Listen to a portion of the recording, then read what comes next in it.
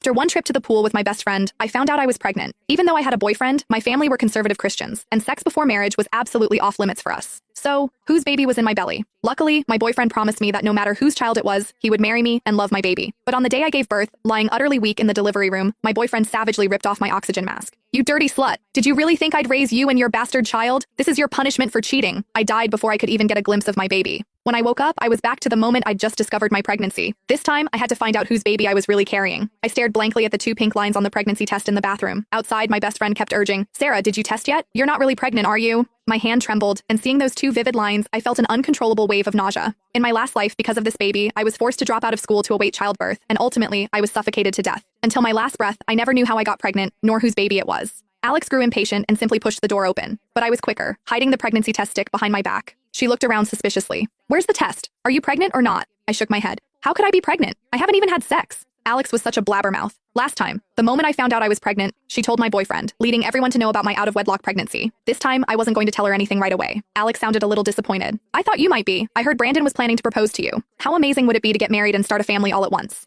A strange feeling stirred in me. Why hadn't I noticed before how much Alex seemed to love children? I clutched the pregnancy test stick in my hand, carefully replaying everything that had happened since my last period. My boyfriend and I had only gone shopping twice. We hadn't even kissed. The baby definitely wasn't his, and I hadn't had any one-on-one contact with other men. Usually Alex was the only person I was close to, but she was a girl, so it was impossible, right? I furrowed my brows, a sudden thought striking me. A month ago, Alex and I went to a swimming pool. At that pool, I was harassed. That man deliberately swam too close to me, even making really lewd gestures. I was furious at the time, and Alex even yelled at him for me. Later, I didn't feel like showering, so I went to the changing room to wait for her. I must have fallen asleep without realizing it. When I woke up, my whole body ached. At the time, I thought it was just fatigue from swimming. Now that I thought about it, could it be that I was assaulted then? The possibility sent a shiver down my spine. I immediately headed to the hospital. I needed to check if I was truly pregnant, but there was something even more important. If I had been assaulted, there would surely be physical evidence. I had to find that person. The ultrasound results came back, and my hopes plummeted. It showed the fetus was already a month old. The doctor mumbled softly, "Girls these days really don't protect themselves, getting pregnant so young." My face burned with shame, but I couldn't find a way to retort. Was I supposed to say I had no idea how I got pregnant?